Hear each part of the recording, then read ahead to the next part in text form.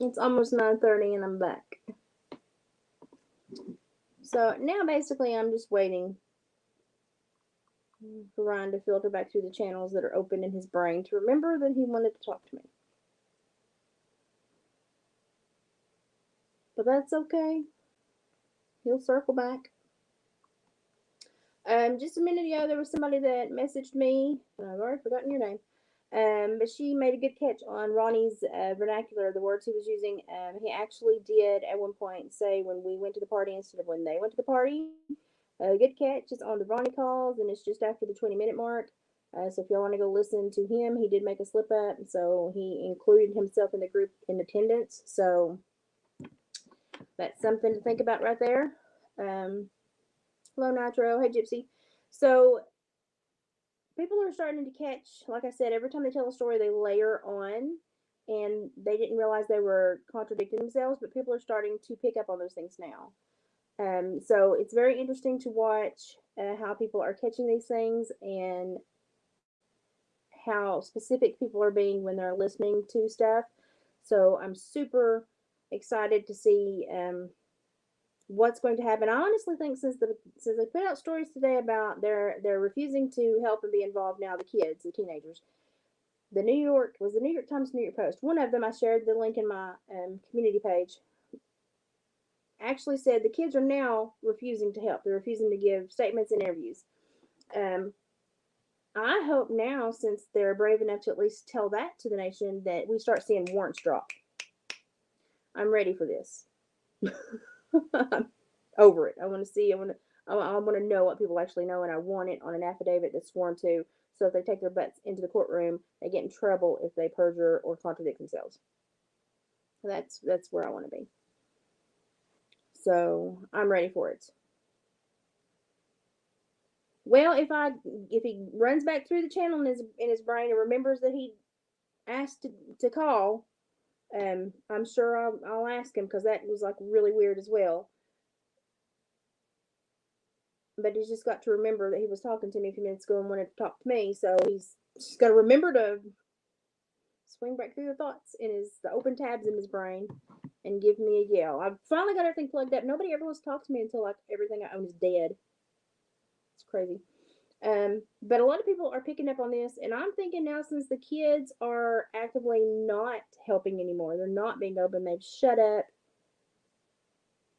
and they've their mouths gotten tighter than Dick's hatband. I hope that these cops start dropping warrants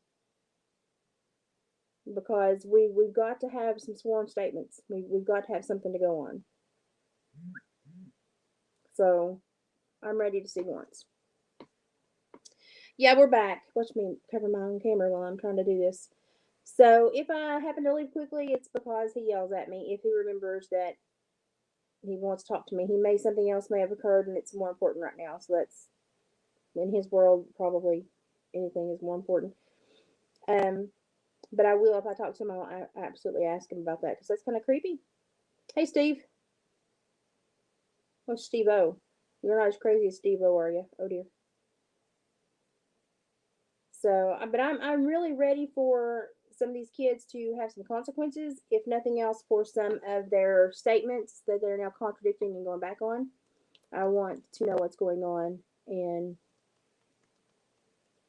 I want it to be a statement that has repercussion if they're falsifying evidence or trying to mislead or another way obstruct the investigation.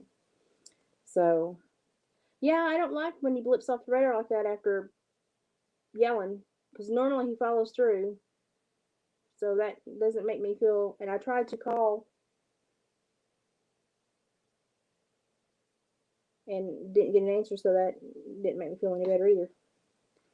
Uh, but I thought it might be easier for him to just jump into the chat if he wanted to, but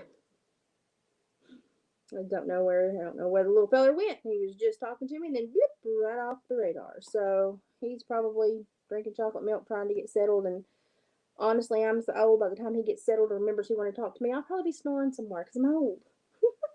I'm old. But that's kind of where I am. The video that I put out this morning is kind of where I am. I had a very good friend kind of tip me off to the idea of city infrastructure and the rock quarry, and I started looking at everything, all the layers to cities, all the different places that bad things just happen to occur.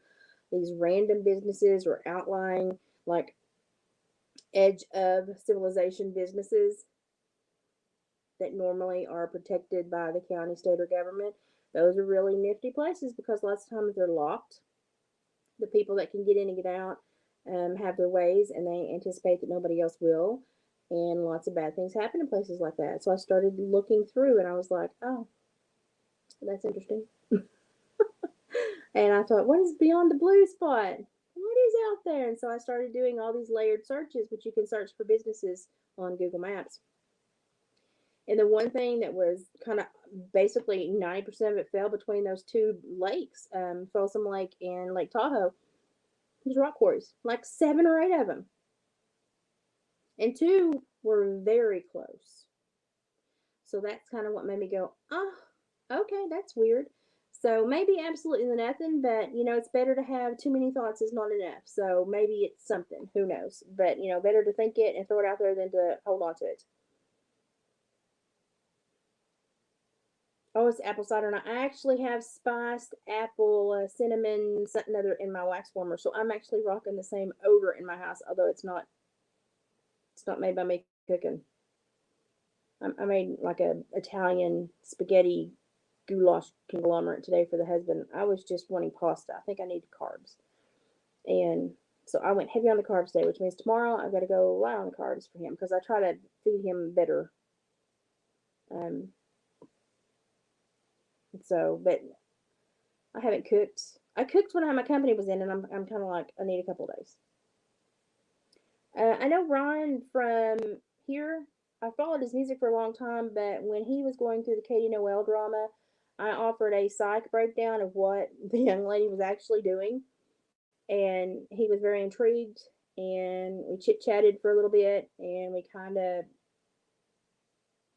keep tabs on each other and like follow the comments and videos. And he's really great. He's blasted my channel a few times, shared my videos. We do little tit for tats in the comments below videos a lot if you go and look. And he's very sweet. He always like finds my comments and responds. I think he's interested in my train of thought because lots of times we think very similarly, but we always end up at a different destination. So it's kind of nice to see how we do that. But he's just kind of, I don't know. I kind of mama henned him there for a while. I'm the lady that told him with the women to stop picking the flaming hot Cheetos. He would be better in life. And I think I got a little bit of claim to fame with the flaming hot Cheetos remark. And here I am. So, and when he's doing great, I may not hear from him for a long time unless it's like a response on YouTube or something. And that's great. That means he's doing great. That's awesome. And it's when things like this pop up or he wants to run something, that's about the only time that we really pick each other's brains. In my world, when people don't message me or don't reach out to me, it's because they're doing really well. Because normally I only help people when they're in a pickle or in a bind or trying to process something emotionally, because I'm a retired parole officer and counselor. So a lot of people come to me when they're having issues. And so if people don't see me for a long time, I'm like, well, great, they're doing great. That's great. If you don't see me, I miss you, but you're doing great. That's fine. So it doesn't bother me at all. But that is how I started YouTube, and I wasn't going to continue. And he kind of prodded me and blasted my channel and shared videos, and I'm kind of like the Grandma Moses of everybody that he watches, but I appreciate that he watches. That's sweet. Yeah, he's got a really good family, really down to earth people.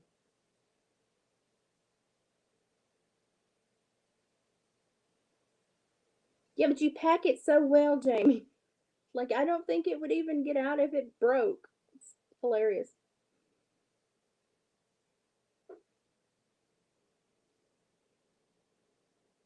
That's what I'm wondering too. So I'm just kind of waiting, hope he circles back and remembers to get in touch with me. But like I said, it may be more important that he's handling what he's handling. So he's very smart. I like the way his brain ticks.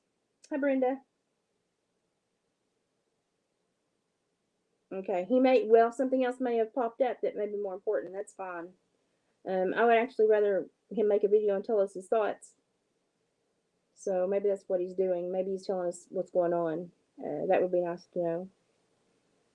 So I worry about the boy. Like I really like. He reminds me of my child, and so my son is 24. So not too, not too much younger, but but they remind me. They're both old souls, and have the same thinking process, and have the same. I call my son a redneck savant because if he can't fix it, it won't be fixed.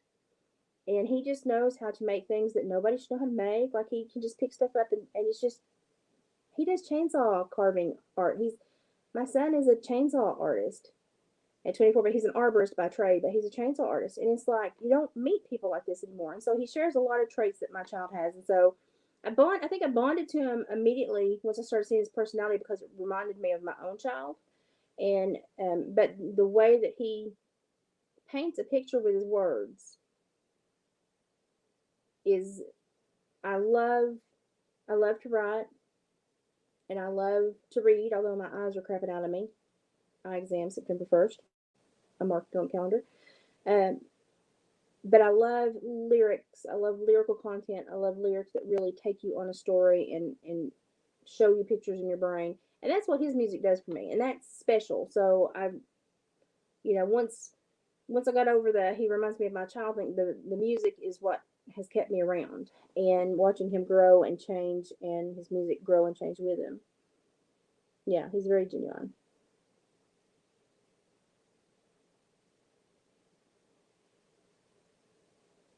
Yeah, I'm kind of worried about him now.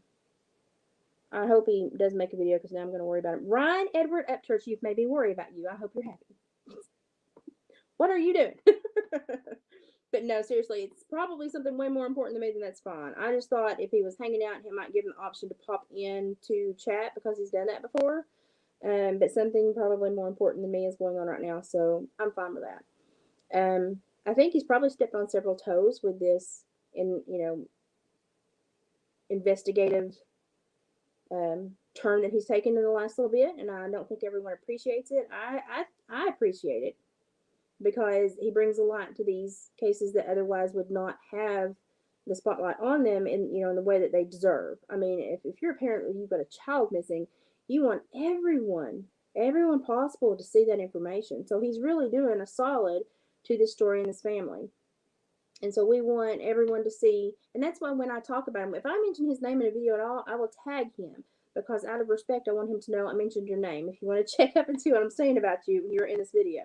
I don't use it for clout because I don't really want to have a huge channel. I'm not monetized. I will never be monetized.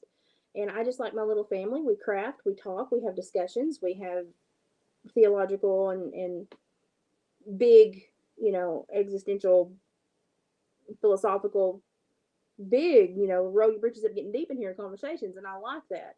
But it's not everybody's cup of tea. Um, but the family that I built on YouTube is very precious to me, and YouTube hates me.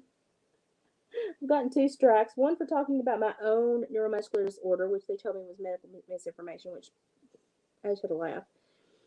And then the other one was during that heavy duty snot. Yeah.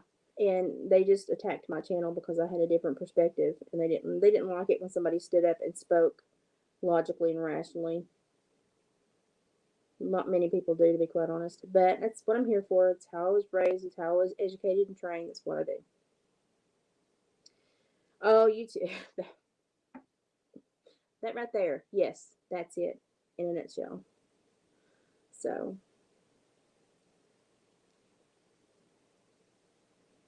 that just boggles my mind as to why.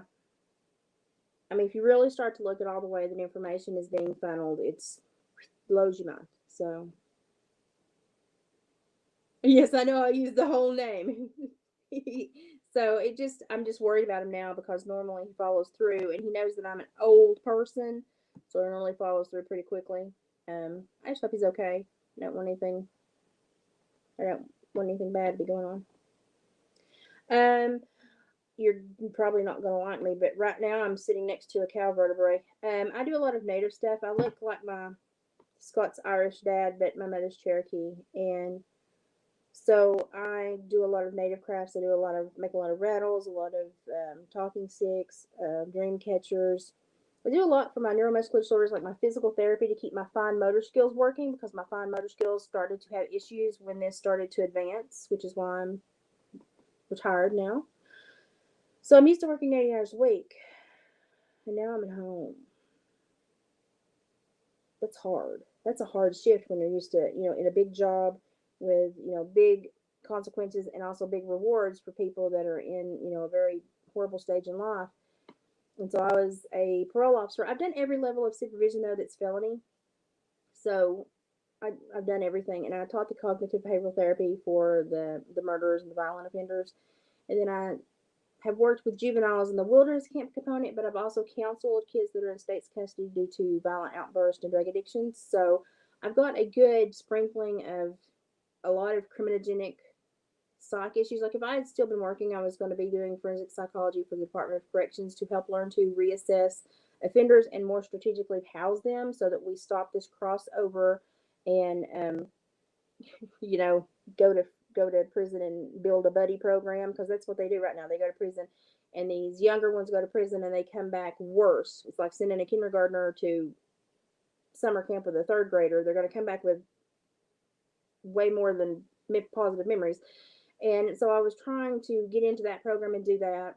I've done some of the sex offender work. I've supervised them, and I've also helped the man that does the lie detectors and the annual checkups with them. And I've also helped a little bit in the sex offender therapy classes that are taught by the state. So I've done a little bit of everything. I was on the road to be I've got my master's in psychology, so I was on the road to be a pretty accomplished person until this neuromuscular disorder got me. So that's what happened. Denise is my super mod. She's always here with all of my links. So if you need to email me or you want to check out my husband's Facebook page, my husband is a trapper and tanner. A lot of people find that interesting. And then he has an Etsy store where he sells his furs. You can go check that out. Every once in a while, I'll make something so pretty, he'll swipe it and steal it and say it goes in the craft fund. And look at me as though I spend a lot of money. I guess I do. I craft a lot. So I have people that contact me for like personal dream catchers. So that's what keeps me busy and keeps my hands working. Oh, Mimi, thank you. You should speak up. We have a good family. We promise not to bite. Promise. Oh, thank you, Jen. I appreciate that. I'm not always super interesting, and I understand that. So, but I do have a certain educational background that helps with scenarios like this. Denise she's working tonight, y'all. Thank you, Denise. Hey, everybody's here tonight. I appreciate you joining in. So lots of times I like to just be silly and funny, but I do take a lot of things super serious, especially when it deals with the psychological component, the ramification to society, and behaviors that are taking society in the wrong way. So I like to talk about that, but I know it can be kind of dry and boring, and sometimes I psychobabble, so I try to always stay in my hillbilly mindset and bring it down. I'm educated, but I'm just a redneck, y'all. I'm literally. I was talking to somebody the other day and had to stop mid sentence to test the honeysuckle that bloomed again to see if it was jelly worthy. And FYI, the honeysuckle that's blooming in my neck of the woods is not jelly worthy this go around this blooming. It doesn't have enough pumpkin to it you can't even taste it. So I'm one of those people that, I lived in the professional world for a long time, but I always came back home to my little cabin, and I'm just a little redneck. A lot of people think diplomas and badges are great things, but I mean, to be quite honest, a lot of people have them, take them, and stick them right up their butt and never use them properly. So I've never even hung my diplomas up. Now, if one of my kids in therapy drew me a picture, it didn't have any names on it, I might frame it and put it up. But I've never hung up a diploma in my life. And honestly, they were just hurdles I had to get over so that I could move up to help the people that I wanted to help. So I've never hung a diploma up in my life, and for the life of me, don't think I'd waste the wall space. I like to do photography, take pictures, and taxidermy, quilts. Y'all, I'm country. I don't want to waste wall space on a piece of paper that reminds me how much money I spent on it. So that's just how I am. Oh Lord. Well, some days you'll see me looking nice, and some days I'll look a hot mess like I do today. But it just depends on my health and how I'm feeling. There's a lot of rain building in my area right now, and a weather system fixing to come through, and it makes my disorder really amp up. So today has not been the best day, but I've done enough to feel accomplished. Um, so some days are rough if it's rainy and or a really big weather system's moving through. Y'all be like, "Oh, I'm gonna check on Liz. She's probably having a bad day." So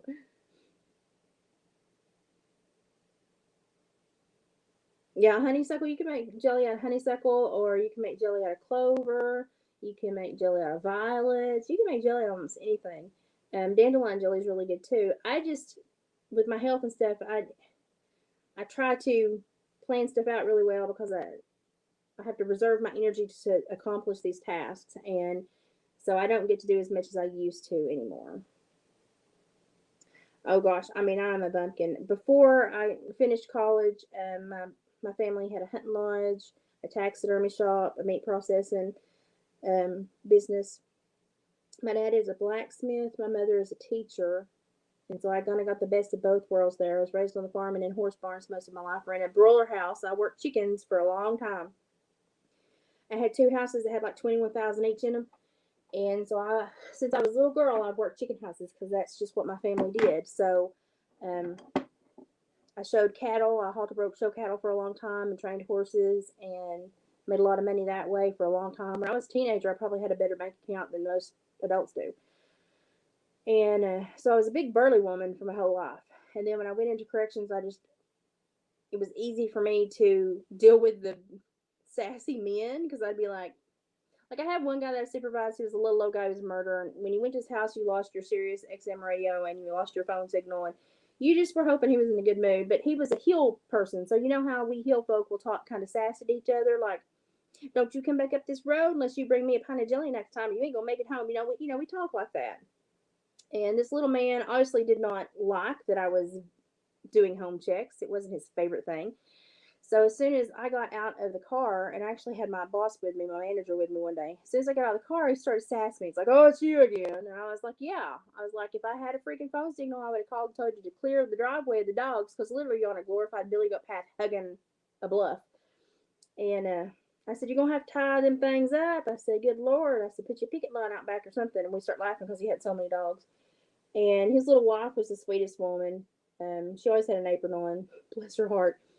But I would, he was abrasive, but it was just him. It's just how he communicated. He just didn't know how to be any other way. And I just sent it right back to him. And he got a kick out of it. But my manager did not anticipate the behavior. And I guess I didn't prepare him fully for it. And that might have been just me wanting to maybe see how he'd respond. I don't know. But you have to wear a bulletproof vest in the field, which I think is stupid because if somebody looks at you through the scope of a weapon and they see a bulletproof vest, what are they going to do? It doesn't. I'd rather have a body shot. I got fat. So, but hey, we look like little soldiers when we got to these home visits, and I hated that. But so I had to really put on a good personality to overcome their shock at me in the field. I know it wasn't something that they like to see because I do have a warm personality, and then to see me walk up with a bulletproof vest on, it kind of shocked them. And so I would kind of over accentuate my twang that day and calm them down. And but he got kind of sassy with me. He did not like that there was a male manager with me, a male supervisor with me, and he was just throwing out. He was like, "Well, if you got to get on in here, if you think you're going to be able to leave once you cross the threshold of the door." And I was like, "Who's going to keep me in here?" I was like, "You don't want to feed me. I will break you in 2 months." And so we just went on, and he was like, "Well, you're gonna have to do every room again like last time." I said, "Every room and the underwear drawer, just letting you know." And I was just being who I am in the field. And my manager kept pulling on my shirt tail, going, "He's aggressive. We need to leave." And I kept swatting him off because I was like, "He's not aggressive. Shush. I'm dealing with this guy, you know." And so we go to leave, and I'm like, "Okay." I was like, "Everything's good this week." I was like, "No, don't you get into nothing until next week," you know. And he's like, "Be back next week, same time." I was like, "You don't know when I'm going to pop up. You know, it's whenever I just get down this way." I said, "Don't you try to schedule my visits." And he kind of gave me one of them side eyes, and he's kind of grinning because I knew I'd caught him. He kind of grinned, and his wife was like, "Bye, Miss Lisbeth." And I go to leave, and he's like, "Well, I guess I'll let you leave this time." I said, "Yeah, I guess you will. I guess you have to." And he said, "One of these days you're going to come up this hill, and you ain't going to make it home." And that was normally how he, that was his, "Okay, I'm done with the visit. You can leave now," And I turned around and I said, "I can get you to do 22 hours of community service work, and you're going to dig a hole this big." Okay. And we both had a real good laugh, got in the vehicle, and my manager was like, "You need to listen to me. He was aggressive. He was violent. You were in danger." And I was like, "No, I wasn't." I also pulled up to somebody's house that had they had a fowl farm and an ornamental fowl farm, and we had gone through all the judges and the ATF and air to approve that they could have a certain air rifle to protect, because the coyotes kept coming up and killing like hundreds of fowl. And I'm telling you what, that was a big deal. And so it was just a little um, orange tip, one of those. Might as well have been a daisy. You'll shoot your eye out. But anyway, I pull up, and my manager literally grabs my arm from the passenger side. And he's like, "Back away now. He has a weapon on the porch." "Yeah, that's an air rifle. Remember all them papers we had to sign because he's got the ornamental fowl farm?" He goes, "That looks like a rifle." "No, it's an air rifle. It does look like a rifle, but not a very big rifle. Like it might be the size of a varmint rifle, a 17. It's definitely bigger than a 22, probably smaller than a 17, but it's not a rifle." It's not like a 7 millimeter 30 session. It's not nothing. And my boss was freaking out. He's like, "Are you sure it's not a real weapon?" I said, "How many real rifles have you seen with orange tips? I swear these people have badges and work." I don't know how they tie their shoes. Because I was like, "Are you freaking kidding me?" And he was like, "Well, you need to be careful. He might try to use that on you." And I said, "Yeah, and I've got 5 inches of fat all the way around my body. He's just going to tick me off." I said, "Now you probably need to worry. You ain't got no fat." I got real tickled with him, but he just didn't know. He had no clue.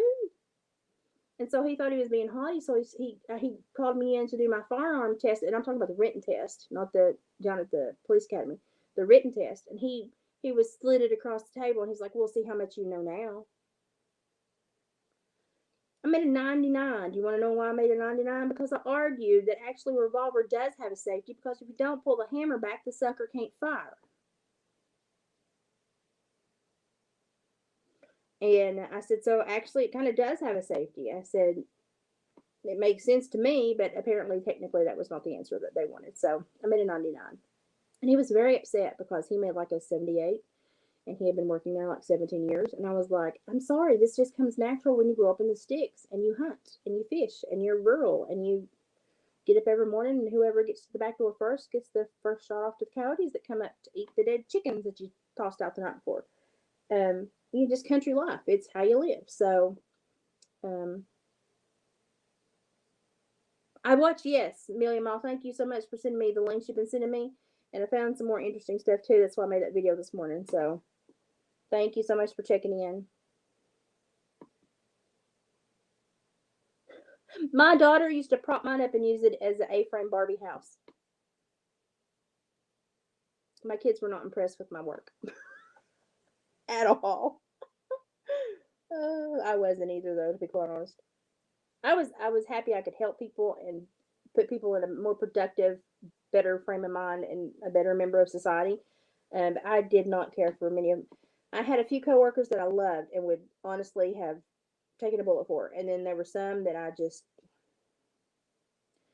I hope they hand their badges back if they ever retire or quit, because I don't know if they can get them because they're so far behind. And I mean, it was sad to see officers that did that, but they did it. And I understand why people don't like officers because there were some I met that I was like, ew, I don't like you. So I get it. I get it all.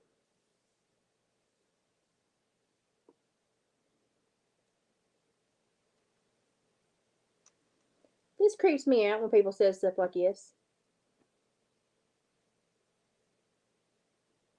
What kind of pictures are you gonna send me? Are you gonna send me pictures that's gonna make me think that you need to join the men's monthly shave club? Or are you gonna send me pictures that are gonna make me understand that you're a kind and gracious person that just wants to communicate? Because I'm thinking the way you worded that comes across as I might not want to click open. It ain't Thanksgiving. I don't want to be looking at no giblets and gravy. So explain yourself.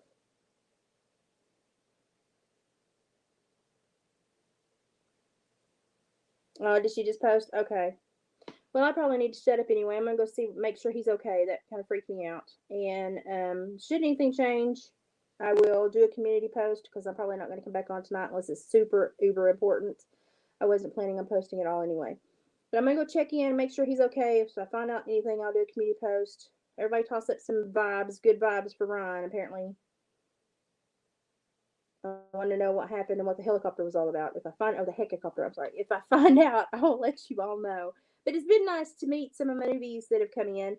And I will be live most likely tomorrow evening. But I will be doing a couples chat with my husband Sunday. It's a check in for all of his fur arts, tanning. And you'll find out why I have cow vertebrae on my kitchen table. It's just who I am. Oh, and I also made my first pom pom. But look at this, y'all, before I get off here. This is the first beaver key fob, and it's even got a gathering hook. It's got a leather braid to the keychain, but it's wrapped with wax twine and got a gathering knot, so it's completely invisible. Leather, and it's leather concreted onto the leather of the beaver, and it's just stiff enough to where it's not gonna get damaged a lot, but it is so cute. Is that not adorable? So we found out the process he's going to make these with. So he's going to hack out a bunch of these this weekend. Now he's got a local vendor sale, and then he will be going to put everything on Etsy for the winter because he's only got like 2 vendor sales left this year, and then everything will be on his Etsy store. And his Etsy store is Hillbilly Heart Decor. We milk the Hillbilly Heart around here. We just do. But my husband is a very talented man. I would call him a master tanner. He is one of the few that still does this and does it the old Appalachian way in the pickling and the hands-on process. So you can follow him at Hillbilly Furs, or you can go and find him. Let's see. You can find David on Hillbilly Furs, or you can find him on his Etsy store at Hillbilly Heart Decor. And if anybody needs to reach me, right there is my email. Please don't overwhelm me. There's just one of me. But should anything interesting pop up, I will report back. Of course, if it's not for y'all to know, I won't tell you. But if it's something I think y'all need to know, I will let you know. Oh, thank you. I appreciate that. I'm normal. I think I'm normal. Oh no, I'm probably abnormal, which is why I think I'm normal. Anyway, we're getting into that biased and unbiased territory that I like to talk about. We need to shut up, or I'll be on that. Okay. Well, I'll go check it out. I'm going to shut up. Y'all have a good night. Share the video. Share Ryan's videos. He's doing great things. And support him when he's on these channels that are giving him a little bit of flack because the boy don't deserve it. He's doing great things for these people, and he's doing great things for these parents and this kid that's missing. He should be patted on the back. He's offered up like the most expensive toy that he has. Pat the boy on the back. Don't be a turd. And to that woman that interviewed him and did a really sorry job, honey. If you interview people and you find yourself being abrasive and you find your ego coming out before your kindness and your graciousness and your desire to know their story or their frame of mind, rethink why you're interviewing that person and possibly step aside to understand that you have some kind of personal conflict and you're not gonna do your audience a solid by interviewing that person if you're in that frame of mind. It's not gonna happen. And then sit down and talk to yourself and say, where did that come from? And I need to get rid of that because I'm not gonna be able to interview people and show that person and allow other people to make their mind up if I have this kind of bias and I attack people that do, kind gestures for my channel. So she needs to think about behavior. It was atrocious. It's bad. Yeah, I'm gonna go check out and see. Ron has a great heart. Ron has a great heart, and his mama raised him right. So I'm gonna go see what's going on, see if I can figure out, make sure he's okay, and check out what Miss Patty put down. And Ryan, if you watch this, you scared me. I'm old. It's 10 o'clock. It's late for me. So like I was willing to like chit chat for a while, but then he blipped off the radar. It scared me to death. Don't scare me like that again. He's gonna watch it and be like, I'm sorry, I'm sorry. But yeah, it scares me. So everybody, be supportive, send him good vibes, and make sure you thank him for how great he's making our area look and our people look, because we don't have a lot of people that make us look great around here. So send him some good vibes and tell him thank you. And I'll see you tomorrow.